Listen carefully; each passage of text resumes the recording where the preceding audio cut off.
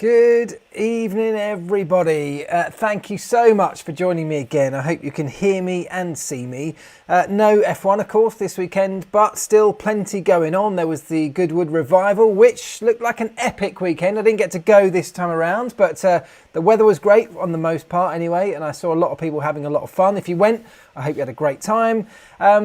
That was kind of it, wasn't it? There was IndyCar stuff as well going on, but from an F1 perspective, it was a rare these days day off. And that means that there's nothing major in terms of talking points that we need to react to off the back of a weekend of racing. So I want to leave it up to you guys to lead the way. Fire in your questions, hit me with your talking points, and we'll just go through the next hour talking about the things you want to cover.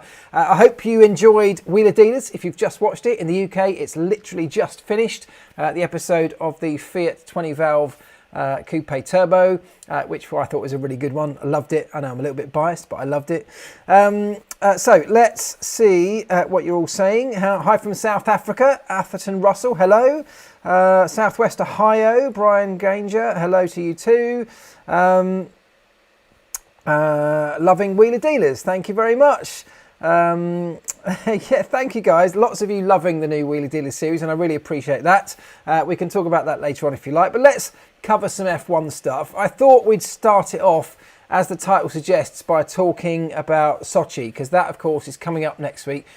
Typically not the greatest racetrack in the world. We don't necessarily tend to have spectacular races. It's one of these racetracks which is quite low downforce because it has reasonably long straights, but it has lots of 90-degree corners. It's very low severity on the tyres. Pirelli are bringing the softest three tyres in their compound range, as they did last year, so no major surprises, but tyres tend to last. It's not one of those things they don't wear out too heavily. They don't tend to thermally degrade too heavily. It's really been a very smooth circuit over many years. It's gradually getting slightly more abrasive as the tarmac wears away, but nothing too extreme.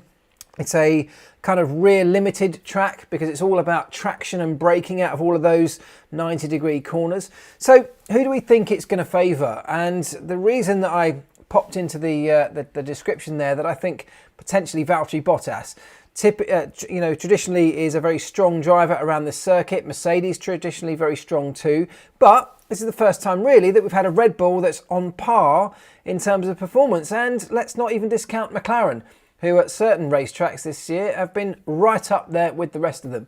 So who do we think is going to do well? And if it is Bottas who really thrives in these conditions around this particular racetrack, will he be allowed to win?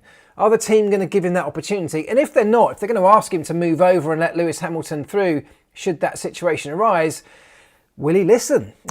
What do you think on all of those things? And keep firing in further questions and we'll go through it that way. Bottas track, says Rob, absolutely. Not a real track, just the leftover roads from the Olympics. Well, it is, it's not the most inspiring racetrack. Absolutely. It's a beautiful part of Russia, by the way, having been there many times. That area of Russia is actually really nice. The coastline is amazing. It's an area that a lot of the Russians actually go on holiday. But the actual situation of the racetrack, which is the old Olympic Park, actually is not very inspiring these days. It's kind of a sort of almost a ruined city, which was built for a particular purpose and now has been left to sort of degrade over the years. So it's a shame that it's in that spot. But as I say, if you wanted to go and visit, it's not a bad part of the country to head over to. The track, though, not necessarily a great one. Will Max take an engine penalty this weekend? So, Max Verstappen has that 3-place grid penalty hanging over his head, doesn't he, from the previous race, deemed to be at least predominantly at fault for the clash with Lewis Hamilton. Argue about that as much as you want to. But that 3-place penalty could be negated if Red Bull decide to take their engine penalties, which will be coming at some point this season, at the next round, because of course an engine penalty would send them straight to the back of the grid anyway. Now if they deem that this is a racetrack where potentially that's worth doing, they can essentially negate that 3-place grid penalty. So I suspect that may well be what happens. It could be that they will run Friday, see where their performance is at, and then make a strategic call off the back of that. That's probably what they'll end up trying to do. But that's definitely something that I think has upset a number of people, because effectively in doing that, they kind of get away with the 3-place grid drop for the offence last time out. Of course, starting at the back is a massive penalty in itself, but at some point they're going to have to do that anyway. What do you think on that? Max can start from Montreal and still win the race. Well, we'll see about that. That crash was Ericsson's fault, says Josh Smith. Yeah, good one. I haven't heard that for a while.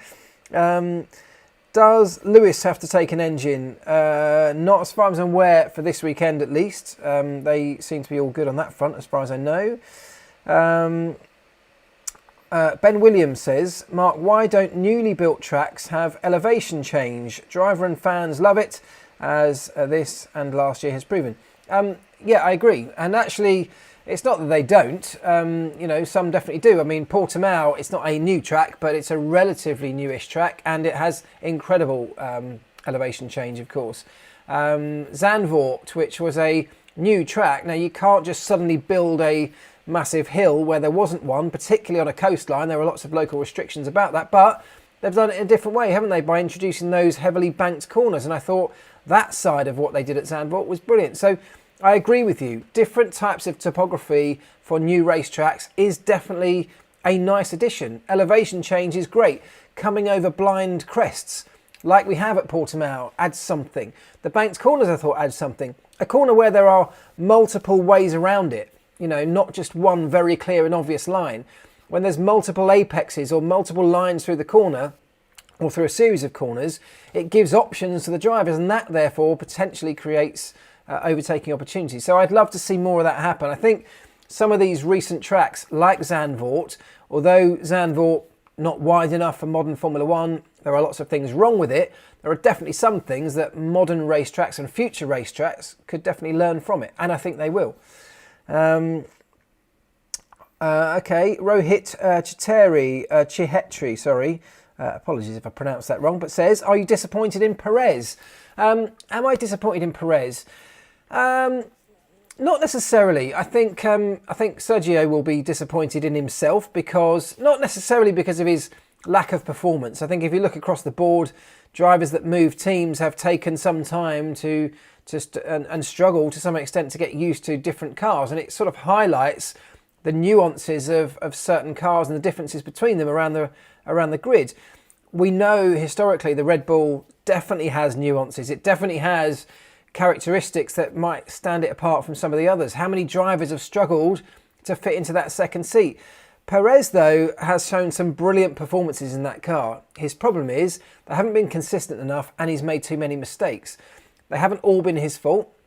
The team have also let him down on occasion. So I think we all expected, or at least hoped, for Perez to be right on the case and challenging Max Verstappen, or at least pushing him. He's done that on occasion, but nowhere near enough. So look, let's give him, the end of this season and then see where we are. He's got a replacement contract, of course, for the future. So at least in that sense, his mind is now settled. I don't think we should write Sergio Perez off yet. I think his potential is huge. His mental state is probably in a far better place than some of the young drivers that have been in that same situation. So I fully believe that he'll overcome that and turn this situation around. Zandvoort isn't a new track, it's quite old. I know it's a very old and historic track, but it's been remodelled, hasn't it? And had some new additions like the banked corners recently put in. Max is just very good. He is, and that's another thing, of course. You know, it's like somebody coming in to be Lewis Hamilton's teammate. It's very difficult to judge, and it's fair because it's the only person you can judge a driver against in Formula One is the teammate in the same car. So it's the obvious comparison to make. But when you're up against a Max Verstappen or a Lewis Hamilton, you're up against the best, the very best. And that means that you will be judged against the very best. And if you don't stand up to that, you don't look great. But you have to temper that by saying you're up against somebody who's potentially one of the greatest of all time in our sport. And we have to give him that credit. So let's give Sergio a little bit more time. On the same note, can't wait to see, of course, what George can do up against Lewis at the end of his career next year.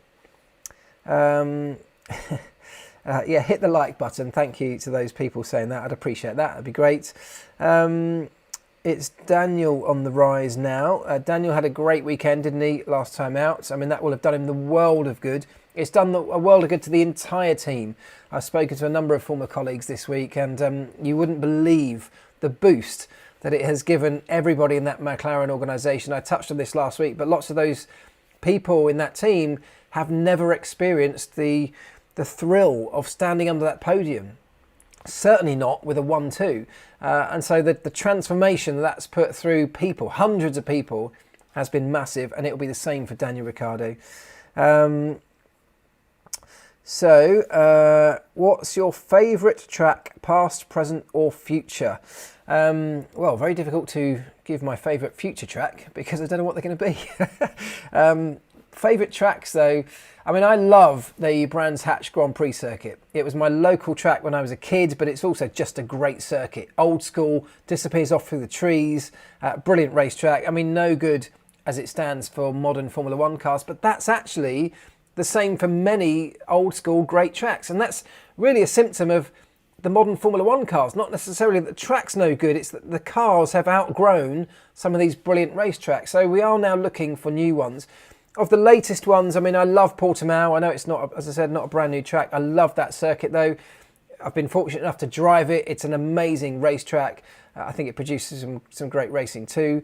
Where else? I mean, I think I actually like Singapore. I think as a Grand Prix event, I think Singapore's been a massive success. I mean, obviously it's a street track, so you're never going to get the wheel-to-wheel thrilling racing, but as an event, I think that's a spectacular one too. So I think we have some great racetracks on the calendar and some that are not. Where else? I mean, Le Mans is one of the greatest racetracks in the world. Would love to see F1 cars go around there at some point. Let me know. You guys tell me, where are your favourite racetracks in the world? Where would you love to see F1 go at some stage that it doesn't go now? I'd love to know your answers to that. Elevation at Brands Hatch too, says Ben Williams. Absolutely, it totally does. Peter Spadaro says, good morning from Sydney. This is a great time zone for us. So I appreciate the fact that this show has had to move an hour later. And that's because our TV show, Wheeler Dealers, is now on in the UK at the 9 p.m. slot that we used to go out on here. And I also know that the 10 p.m. live slot for a lot of people is going to make life more difficult. And I appreciate that. And I'm sorry for those people.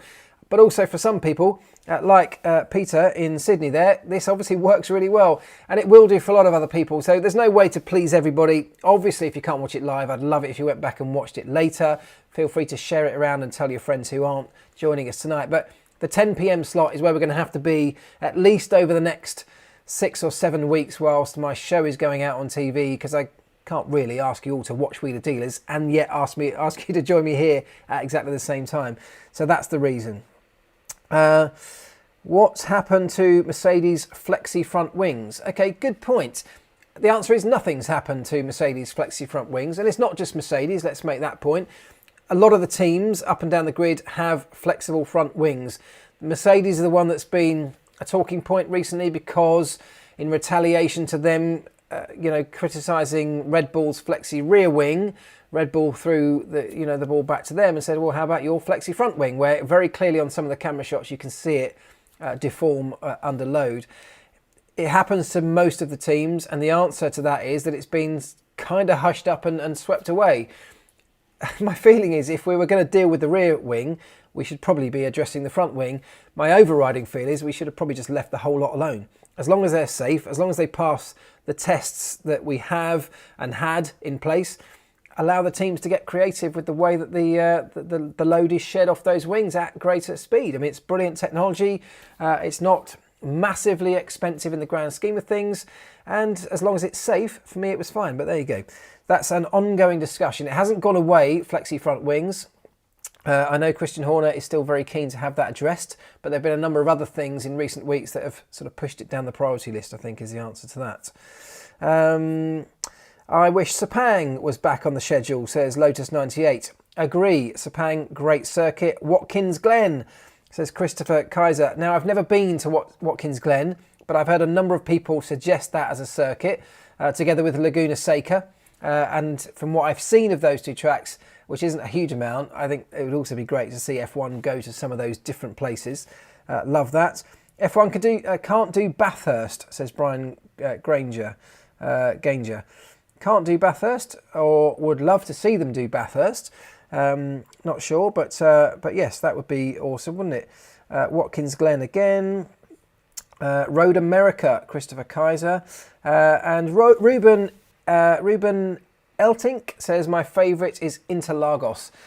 It's also a brilliant racetrack, isn't it? Brilliant track. Set in the side of a hill, more elevation change. It's old school, it's not that wide, but it definitely has overtaking opportunities. And of course, for me, that one holds some very special memories from way back in 2008, which seems like a lifetime ago now, but what a moment that was. What a privilege it was to be there and be part of that moment, where Lewis, of course, took his first World Championship on pretty much the final corner of the final lap in the final race of the season. An amazing way still to this day to have won that race and that championship. Sorry, not won the race, but won the championship. As I say, I feel very lucky and privileged to have been there. Knock Hill, a little tiny racetrack in Scotland where I used to go in my F3 days. Also a great racetrack as well. What happened to Mercedes PU inquiry by Red Bull? I don't think there was ever any official inquiry from Red Bull about the Mercedes power unit. There have been questions raised, certainly through the media, but I don't think there's ever been an official investigation, so there's nothing really to report on that point until there is. How to fix a broken F1 car on a tight budget? Sorry, not sure what you mean there, Mark Scarborough. What makes Alonso so good in the spirit? Is he the best wheel-to-wheel racer on the grid? Well, let's discuss that. Alonso, best wheel-to-wheel racer on the grid?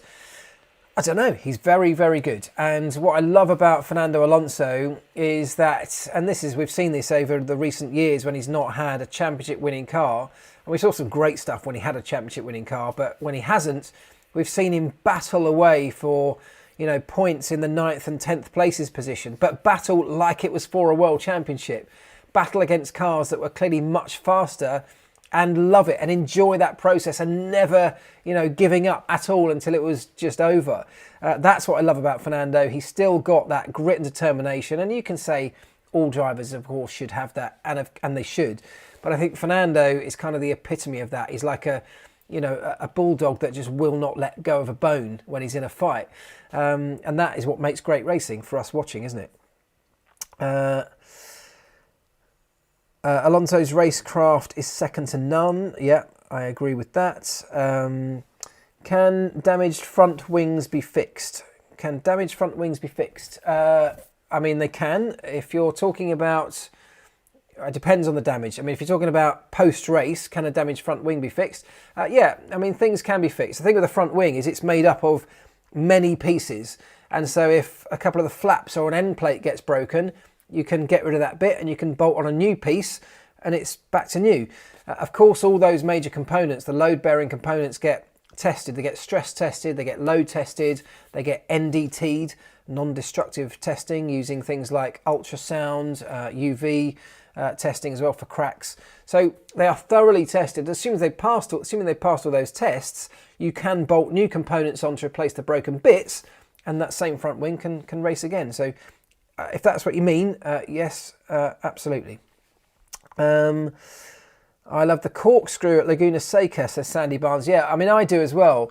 I do wonder how a modern F1 car might get round there or get through there, or certainly two of them side by side, which is again perhaps a symptom of the fact that Formula 1 cars today are just too big, too long, too wide, too heavy, that it does impact the number of places we can go racing. What do you think that... who do you think the second seat at Alpha is going to? Second seat at Alpha, isn't it a done deal? It's a done deal, isn't it? I'm sure I saw that when I was away last week. I'll come back to you on that one.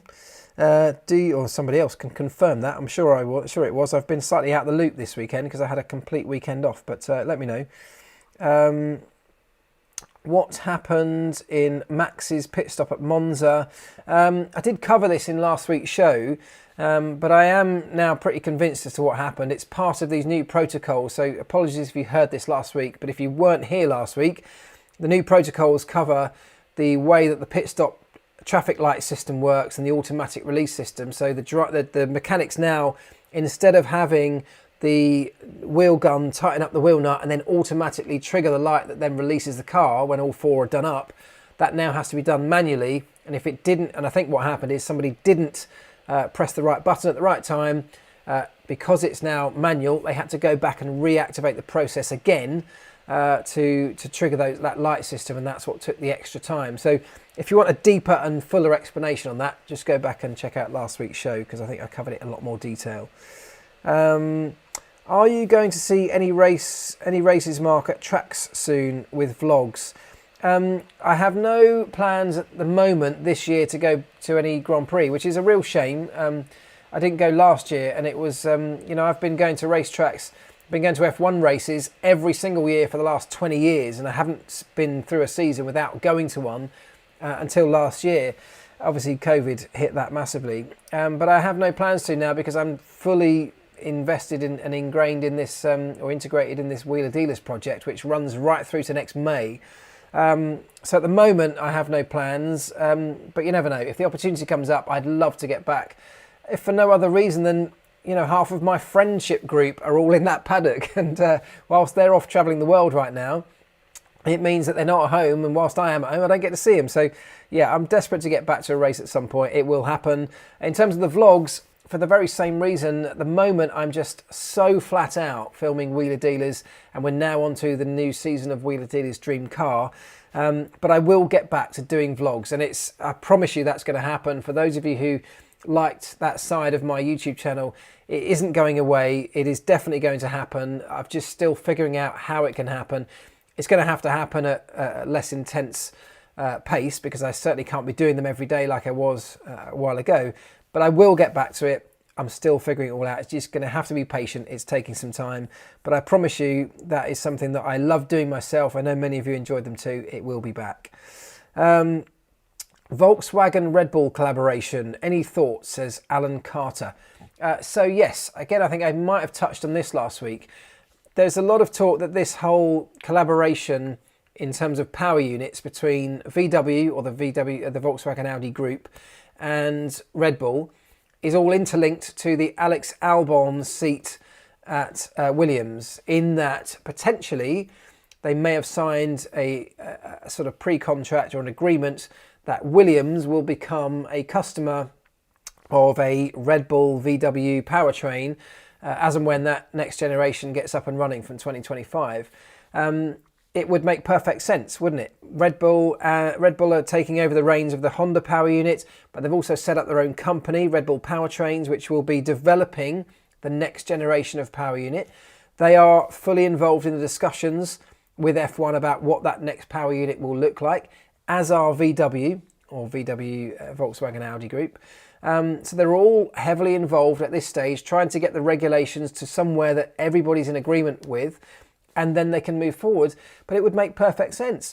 VW can come in, badge up an engine that Red Bull and all the very clever people that Red Bull have already employed on their powertrain organisation are very much integrated in and will be well advanced in by the time they get to that stage. So VW could partner up with a very successful team, have a very successful, potentially a very successful engine, and essentially put their name to that. It seemed to make a lot of sense for a relatively small investment, if you compare it to the likes of a Mercedes, for example.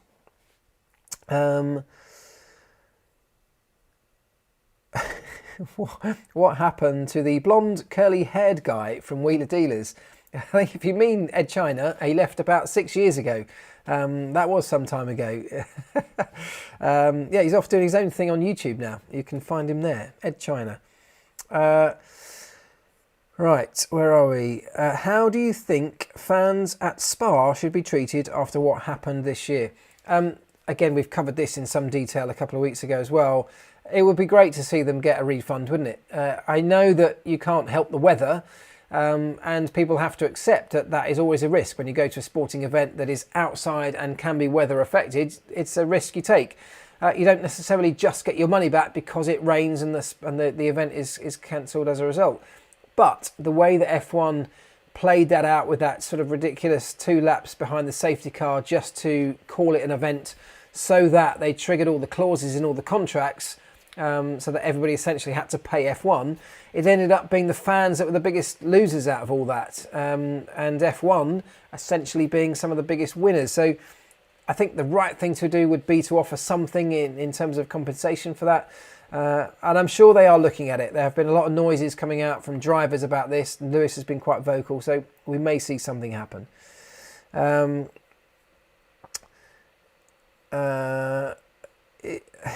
Got grey hair. Ed China does have grey hair. Blonde hair was probably being kind. It's been grey. It's been grey for a long time.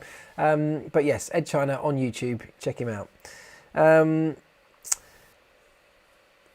Seeing as you started later, is it beer o'clock? Says William Harris. It was beer o'clock about an hour ago, and yeah, I'm a couple of beers in, but it's okay. We're all good. We're under control, and I will be having another one when I've finished, because do you know what? I was just going to say I've had a long day. I have had a great day today. I've been paddleboarding for work. Yeah, an episode of Wheeler Dealer's Dream Car today finished with me taking a paddleboard out and having a lesson. So that goes down as a decent day's work, doesn't it? Right, what do you think about the new Yas Marina layout? I am reserving judgment. However, what I would say is it can't be worse, because the old layout, I hated it. I didn't like it at all. It's a horrible circuit to drive on the simulator. It never produces nice racing. It's one of the dullest races on the calendar. And yet, you know, it's the last race typically. It has been for many years, and often is even a championship decider. It should be something spectacular, and yet it's really not. It doesn't lend itself to great racing in any way. So any changes they make, let's give them a go and hope they're improvement. They probably can't be worse, can they? Are you going to do one of these shows mad drunk? That is not a good idea. Not good. It might be for you. It's not a good idea for me, believe me. Right, what do you think if the team start with a 3 car and the driver has to be under 25 years old? So lots of people keep asking me stuff like this. Should we just get more opportunity for young drivers? Now that I think is a great thing. One of F1's problems is there are only 20 seats on the grid, and there's a whole host of amazing drivers coming through that just will never get the opportunity, A, because they don't have the budget or the funds, but secondly, because there just aren't the opportunities. There aren't enough seats available. So could we just create more seats? Could we put more cars onto the grid? And there are challenges around that. First of all, a number of circuits that we go to simply don't have enough garage space to house 30 cars. That would be essentially an extra 5 garages up the pit lane, which, you know, lots of circuits just don't have. That's the first thing. Some circuits really wouldn't suit having 30 cars on them. I mean, think of the chaos we had at Monza last weekend with 20 cars on it. 30 cars would be disastrous. And secondly, someone has to pay. We're at a point where we are slashing budgets in F1. We're trying to cut costs all the way through the sport. We're trying to bring it into a more sustainable future, and yet having an extra car with every team only massively increases that cost. So the idea is lovely. The practicalities are quite challenging. I would like to see something more done around maybe testing with young drivers, maybe getting more drivers in for a Friday practice session. We've been quite open to mixing up the race weekend over recent years, haven't we? Things like sprint races, things like qualifying on a Sunday morning on occasions when the weather's been bad. And we've had moments where we cancelled one of the practice sessions, for example. There are tracks where we go to where we do double headers back to back. There are opportunities to mix up the weekend by allowing or mandating that young drivers do some of the practices on a Friday. It has a lot of merits to it. They get the chance to work with the engineers to learn how to develop a car. The teams have, more of a challenge in terms of getting the right information out of those young drivers, and as a result they will develop far quicker, and it gets them a showcase and puts them in front of the Formula One teams and in front of the world on television. So perhaps that's a way we could try and do it. But 30 cars racing in the modern Formula One with the cars the size they are, the tracks that we go to, isn't as practical as you might think. Should Mick leave the toxic Haas team? It's not the team that's toxic, I don't think, in my opinion. It's not a great team. They've struggled over recent years, really struggled. They're a team that's been clinging on desperately over the recent couple of years financially. You know, I'm surprised, I'm amazed that they're still in existence. And actually, probably the only reason they're still in existence is because of Mazepin's money. The toxicity seems to be really emanating from the two drivers. And the fact that they are really fighting on track, but also off track, that will end up disseminating through the team. I mean, on a slightly different scale, but you know how 2007 ended up for us when two drivers began to really fall out and ended up hating each other. It really affects everybody in the garage and in the team. So it's not good for the organisation, it's not good for the team, and the team probably need to step in and really stamp their foot and stamp this out, because otherwise it will only get worse.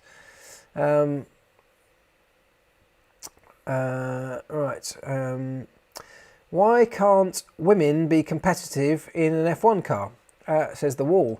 They can. There is no reason they can't. I mean, this is a massive and ongoing discussion that the sport is having as a whole, but there's no reason a woman can't be competitive in an F1 car, and we have seen some competitive women coming through. We've got some competitive female racers in other categories, and one of the main reasons we don't see them in F1 or getting towards F1 very often is almost certainly because if you think back to where racing drivers start off, grassroots karting, it's probably something like 75, 80%, maybe higher, male dominated.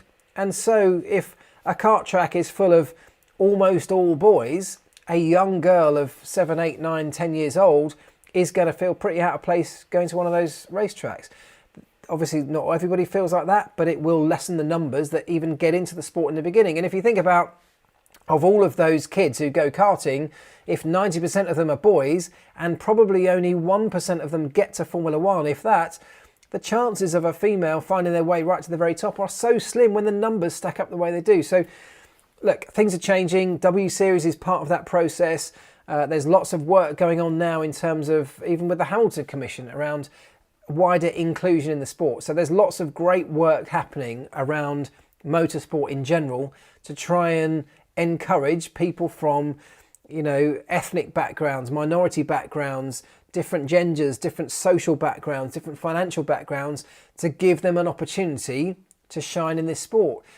Essentially, the wider net we can pick the best drivers in the world from, the better chance we are of having the very best drivers competing in Formula One. And for us as fans, that should be great. Doesn't really matter where they've come from. It's been an elitist sport for so long, and a male-dominated elitist sport. That needs to change. It is changing, but it's going to be a slow process and it will take some time. No MGUH in 2025. Good or bad idea, says Sandy Barnes. Well, it of course depends who you speak to.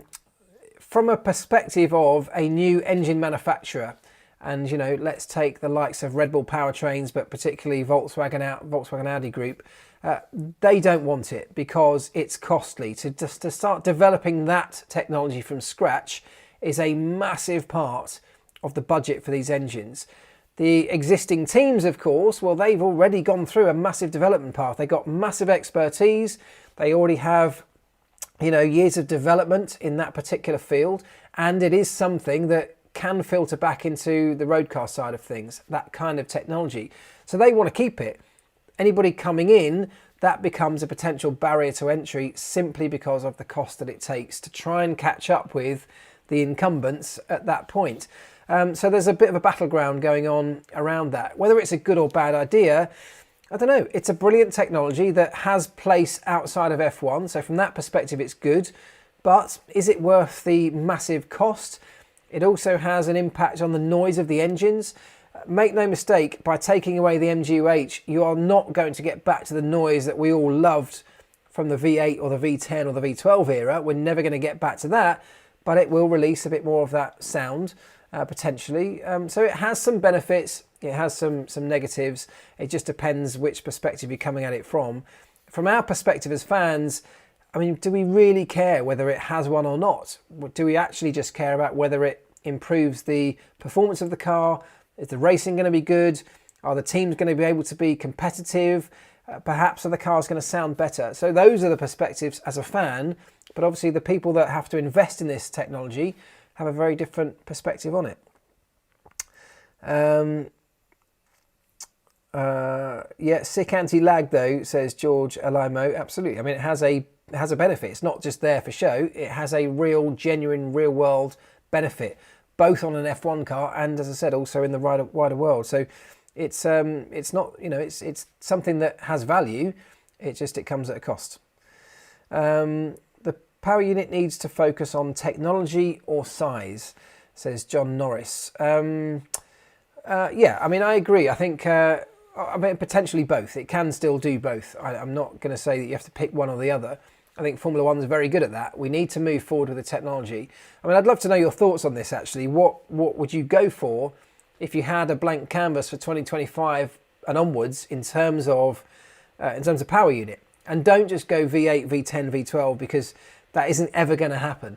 But bearing in mind where we're at with the current hybrid engines, and we're almost certainly going to stay hybrid of some kind, which direction would you go? Would you go just a sort of slight iteration of what we got, that is what we are going to end up doing? Or would you like to see us embrace a new technology, like something different, like hydrogen or some hydrogen combustion? Or would you like us to go down a completely different route where F1 could really embrace a new technology and develop it like they've done with the hybrid power units? I'd love to know your thoughts on that.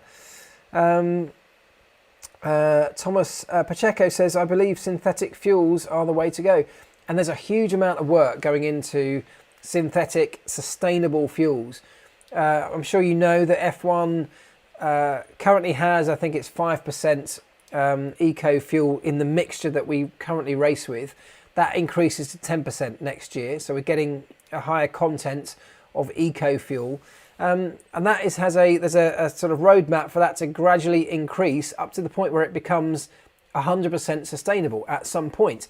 We are some way off that, but that's the roadmap that Formula One's following. So we could absolutely embrace that as our new focus and really accelerate the development of that. So whatever we choose, F1 is the very best place to accelerate the development of a technology or a product.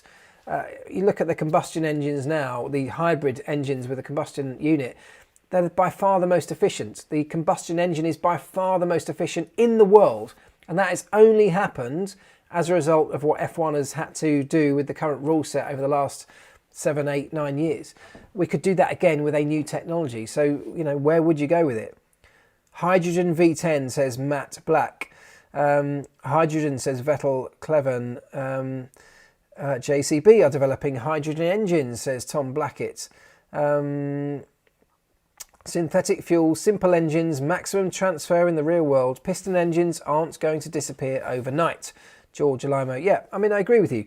The thing is, if we can get to a point, and this is applicable to the wider world, if we could get pretty quickly to a point of sustainable fuels, but also sustainable fuels that have zero emission, and obviously hydrogen is potential one of those, you know, we can solve the problem, can't we, overnight? We can convert the existing infrastructure of fuel stations to a new type of fuel. We can potentially do some changes, make some updates to engines and power units in existence, and obviously new ones will start coming through. You know, we can solve the problem, but that technology isn't in existence at this point on a big enough scale or usable enough scale. So we've got work to do, but that's what I mean. F1 could really embrace that and maybe make this process a bit faster.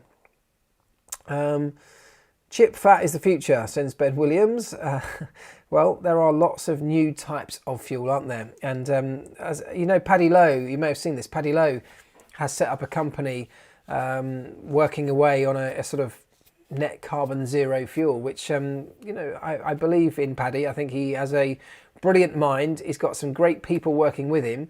And I actually have every reason to believe that he will be successful in you know, developing this. And obviously, one of his first ports of call will be Formula One. So keep an eye on that space. Electric, no, says Eduardo Castro. I don't think Formula One is going fully electric anytime soon. You really don't have to worry about that. Yeah, don't worry yourselves. This idea of an electric future of Formula One, if it ever happens, and I very much doubt it, it is a long way into the future.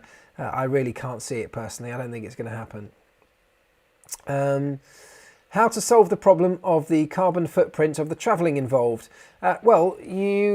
Travelling internationally is always, at the moment, going to have a problem. But wouldn't it be great if sustainable fuels that we were able to develop in Formula One were also applicable to the airline industry? And there's a huge amount of work and effort going into exactly that, trying to make airline or airplane fuel more sustainable. You will never get down to, or certainly not in our lifetimes, I don't believe, absolute zero carbon footprint on anything. It's not going to happen. But what we can do is minimise it, and we are doing that. And F1 can make simple changes like changing the calendar to be much more economical in the way we move around the world. So we're not going all the way back and forward to our base in the UK, flying all that freight around, going from Monaco to Canada back to Paul Ricard. Makes zero sense, doesn't it? So if we can try and tweak things like that over time, so we sort of do one lap of the planet, that immediately saves a huge amount of our carbon footprint. And there's lots of stuff we can do like that. We're using sea freight now rather than air freight for lots of the transportation. There are many ways we can improve it, and that's happening. Formula One itself has this huge big goal to make the events net carbon zero in the future, in the not too distant future, and everybody's working towards that. So things are happening.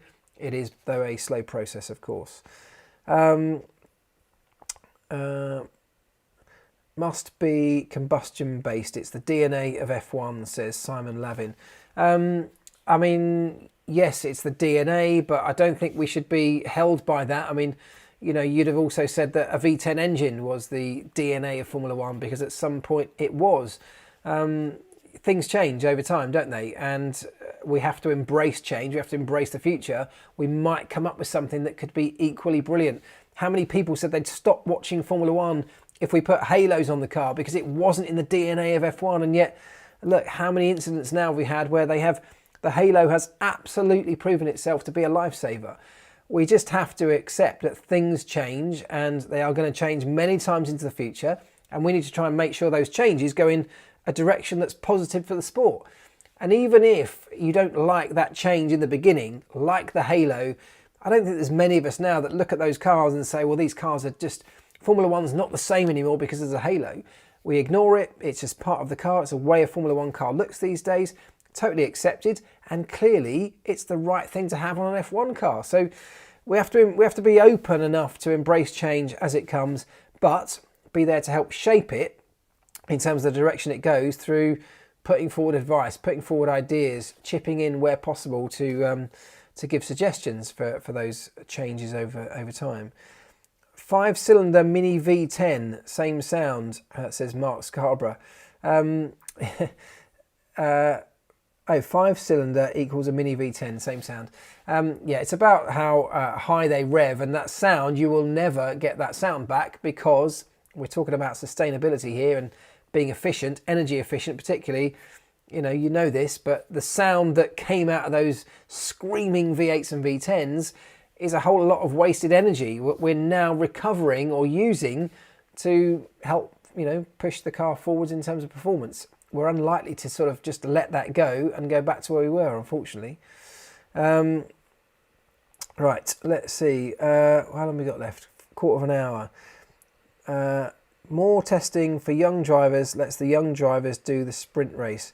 Let the young drivers do the sprint race. Well, you could do something like that. Again, like I say, being open to those ideas is something that I think is a positive that's come out of the whole, COVID 2020. Is that, and this is not just an F1 thing, it's the wider world, we've all had to be open to change, haven't we? We've all had to be open to new ideas coming through. And what's been nice about the way it's happened in Formula One is that people have had some crazy ideas like a sprint race. And yet the teams have all been open enough to embrace that and to, let it happen. The way the calendar changed at such short notice, the teams have not opposed it like they would have done in previous years. So there's a feeling at the moment, which is, let's try and think about the bigger picture. Let's do something that's good for the sport if it's the right decision. Absolutely. Why not throw some more crazy ideas out whilst they're willing to listen? Sprint races, I think, we've still got one more to come in Interlagos. That's the first thing. I think what will happen at the end of that is there'll be a full review, and I think there'll be good and bad things to come out of it. We touched on this again, as I said last week, but I think we could make changes to that setup. We could make changes to when these sprint races are used and when they're not used, when they might be applicable, whether it's a back-to-back at the same circuit. We want to mix up the 2 weekends. Maybe that's the place to try and use it. Maybe certain circuits are much better for it than others. So that's what's going to happen, isn't it? Off the back of sprint races, we'll review it, we'll find out what worked and what didn't, and maybe we'll tweak it and move forward. And the same process could happen with things like who races in them. Could we put young drivers in a sprint race? It does sound like carnage, and the teams would definitely have something to say about that in terms of costs and budgets and that kind of thing, as that's always have an impact that we have to take seriously. But why not, as a crazy idea, let's just float it out there. Nice one. Do mechanics of one driver share information with the other driver's mechanics? So that's an interesting one. Yes, on the most part, but I can tell you, in the same way that drivers will start to hold things back when you're in a championship battle, so will the mechanics, so will the engineers. It becomes all-out war. And this is something that's really weird and kind of unique in Formula One, in that on some occasions, and it's quite rare it happens, but when it does, we almost always see problems arising. Sometimes in this sport, the one guy that's in the way of you achieving the holy grail, the world championship, the thing you've dreamt of as a driver since you were a kid, can be your teammate, the guy on the other side of the garage who's in the same car. And for the mechanics, it's exactly the same. Our dream as mechanics or as engineers is still to win the world championship. That's been our lifelong dream since we got into the sport. And there's another group of guys on the other side of the garage, all dressed the same, all with the same kit, the same tools, the same car in front of them, same thing. They are the people potentially in the way of us achieving our dream. And so, whilst people will always talk about, let's do the right thing for the team, he's a team player, he will always do what's right for the team. No, they won't. They won't when it comes to that, because there is nothing greater, there is no greater achievement than winning the world title. And on those rare occasions, like a Rosberg and Hamilton situation, like a Hamilton Alonso situation with us, and it will happen on other occasions too. In those rare moments, there's a really weird dynamic within the team, and I defy anybody to say that they would be as open as they would have been on another year where they're not fighting for a championship with the people on the other side of the garage when that happens. So the answer is yes and no. In normal circumstances, absolutely. We're all great mates. We go and have a look at each other's cars. We share information. We give each other tips and tricks that we found. That's how you get better as a team. In those rare occasions, that little invisible wall comes up between the two halves of the garage. And in 2008, it was my job to try and break down that invisible wall that had hurt us so badly in 2007. And it was a tough job, because nobody wants to give up the secrets that could give the other guy the advantage. It's a weird situation. I can't think of many other sports where that happens, but it's just something that is there in Formula One and only crops up every now and again. Right, questions flying through. We've got 10 minutes. What do you want to talk about?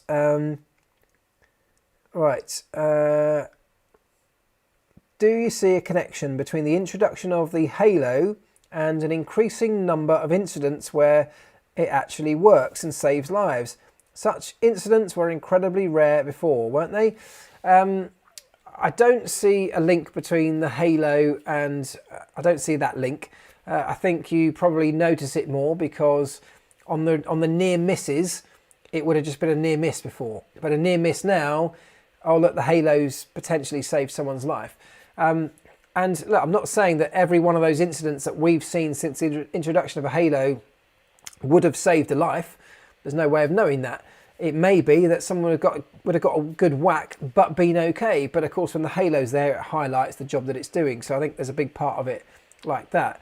There is an argument to say that in modern Formula One, as the cars generally have got safer, not just because of the halo, but you think about young drivers coming into the sport today, it's incredibly rare to get a serious injury from an accident. Incredibly rare. For most of these young kids coming through, it never happens. They will have never experienced it.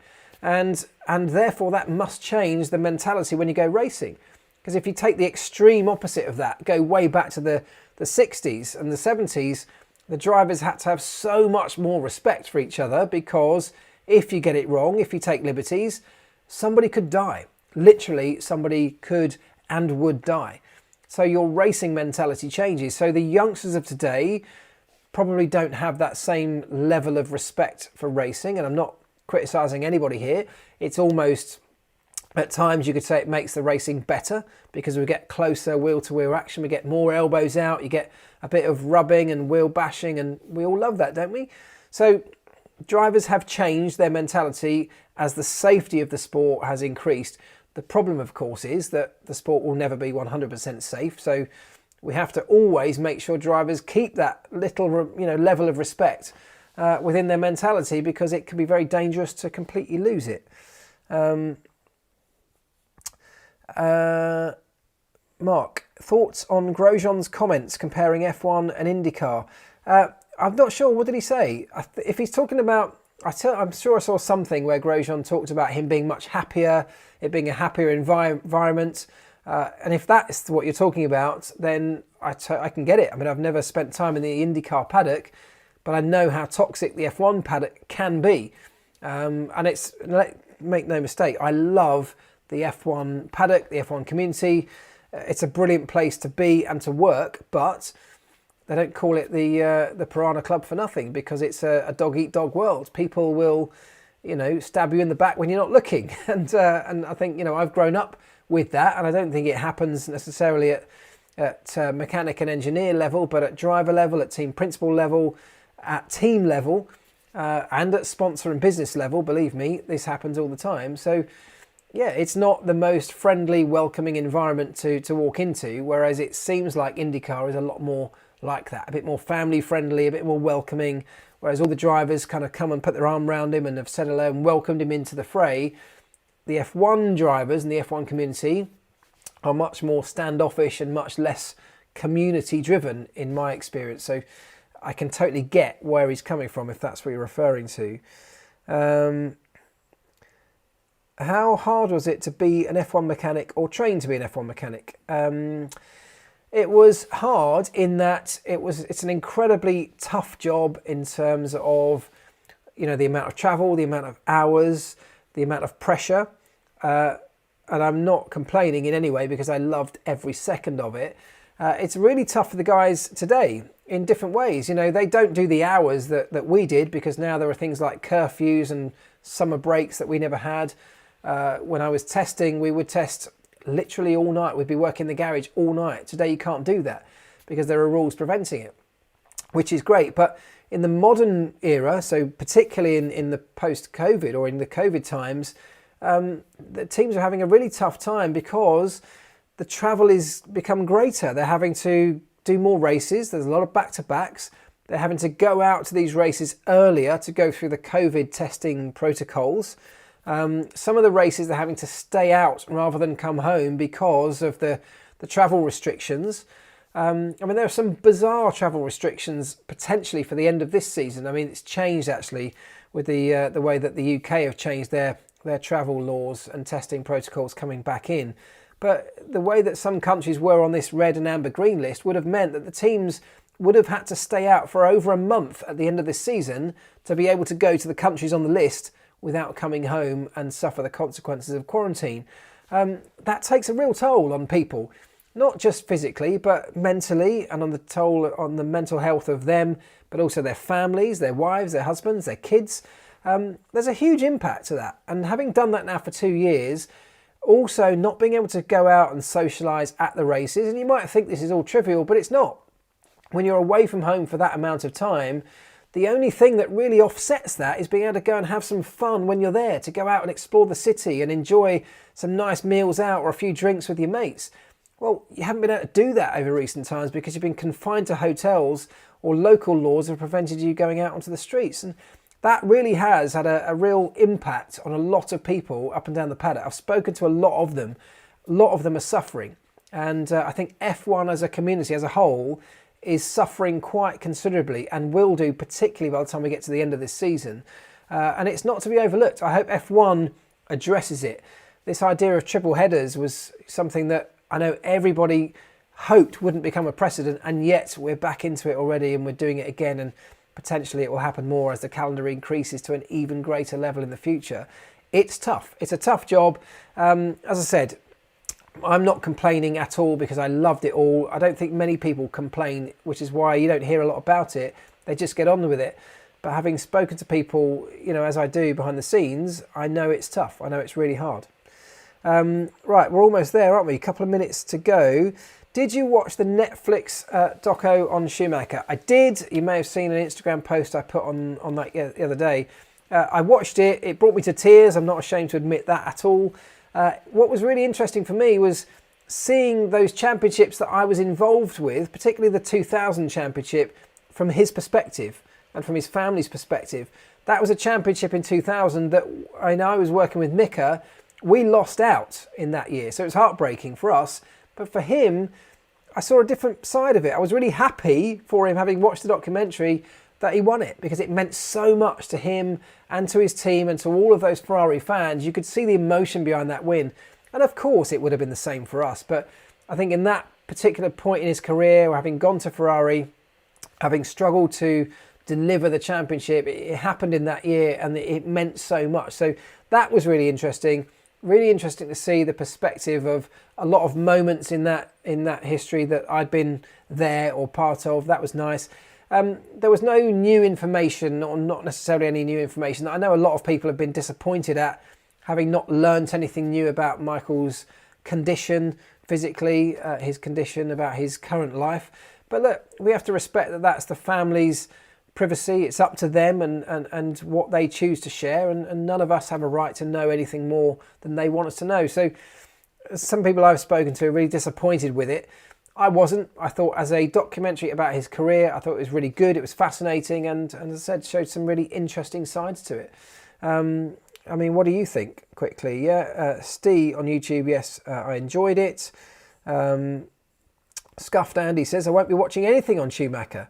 Well, you're missing out, my friend, because it was very interesting, and you can agree or disagree about whether you liked him or not on some of the things that he did. It was a very pro-Schumacher documentary, absolutely, I'll give it that. But, take all that with a pinch of salt. It was, for me, it was interesting. Ben